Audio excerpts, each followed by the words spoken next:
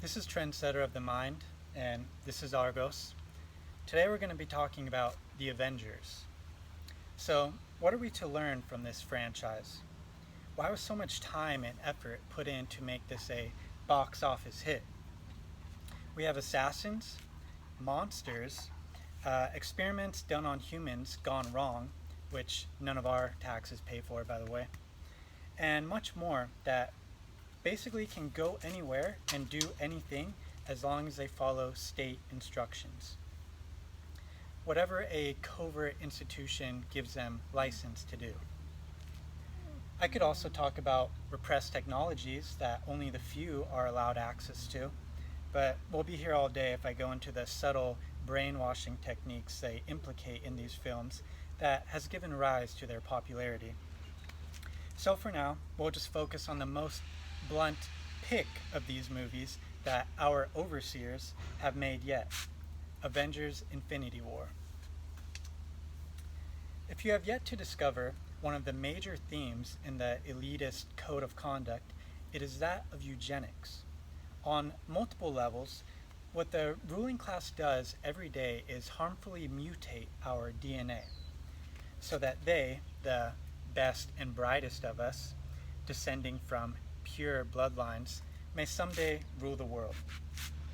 This may sound like a bizarre concept in today's day and age, but this idea has been around for centuries, at least, dating all the way back to Thomas Malthus. Malthusian theories, as they came to be known, revolved around the world someday becoming so overpopulated that its inhabitants would run the risk of depleting their supplies and resources, among many other issues from having an overcrowded planet. And we see this propaganda in the news from time to time, and it was even implemented in China with the one-child policy. While much of his work has been discredited and falsified, just like global warming, which I'll touch on in a couple of episodes, we are still meant to believe that impending doom is on its way if human action is not taken to stem the tide of unwarranted reproduction. Enter eugenics, or in our politically correct terms, since it has come to be connotated with such a dirty word, population control. This is presented to us in the form of sustainable development and conservation acts such as Agenda 21 and Agenda 30. But again, I don't want to go off on that tangent and how they abuse our natural love of the planet and its species. So let's get back to how this ties into the movie. Mighty Thanos is on a quest to become the master of the universe, which he believes will happen when he comes into possession of all the Infinity Stones. Of course, he is portrayed as a sort of anti-hero that only murders half the populace for good intentions so that we all may see the method to the madness. And it is up to the Avengers to stop him and save all life from possible extermination. Then again, it is not all life that is destroyed, rather half that is randomly chosen. The odds are admittedly astronomical that they could ever beat him, and they only have one chance of success if they all work together, which they mess up, and therefore leads to a terrible sequel so the good guys can win, because it is only a fantasy movie after all, right? Wrong.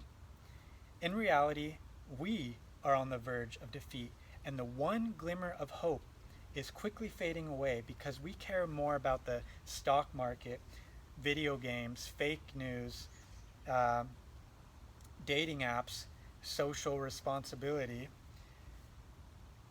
binge watching shows, and the numerous other distractions put before us for entertainment and confusion on the road to one world government. As in the movie, it is up to one villain to make the tough choice. So too, in our real world, do the elites feel as though they must kill in order for mankind to evolve and progress.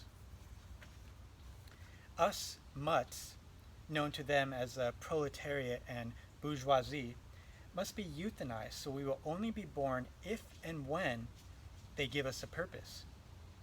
More on this sort of pre-planned inequality will be in a future video. This is where eugenics comes into play, and the aristocrats are the ones that make the decisions, since they believe in and infuse hierarchy into the system and view their place atop it to manage all of us, because what would we ever do without someone to organize our lives and decide who lives and who dies? That is the power Thanos holds when he collects all the stones in the gauntlet. That is the complete control the elites will hold over us if we keep falling for all their schemes by voting, watching the news, donating to the establishment through taxes, and bowing down before almighty currency manipulated by banks and corporations. This doesn't just happen overnight, though. Like Thanos, they too have been on a long journey and almost have all the Infinity Stones lined up the way they want, so they can be masters of Earth. This leads directly into the accompanying documentaries and recommended reading for today, so you can see for yourself this isn't just nonsense. Hopefully when you follow up with the provided research, you won't say, "So what?" or "Who cares?" once you realize everything that is at stake. That the film ultimately was created as a metaphor for our real lives. This is a two-part documentary given to us by the Corbett report. The first part is how big oil conquered the world, and the second is why big oil conquered the world. And it shows how in the past couple of centuries or so we have come to this point in history, and where we'll be going in the future with, as I mentioned, things like Agenda 21 and Agenda 30, and why we're meant to feel certain ways about humanitarians and philanthropists and that smokescreen they throw up, while in reality they're tycoons and monopolists that conquer nations behind the scenes. The recommended reading for today is the Protocols of the Learned Elders of Zion. It's a turn-of-the-century text. It's not very easy to read, and in fact, it was actually a crime, and you were liable to be shot if you had a copy of this.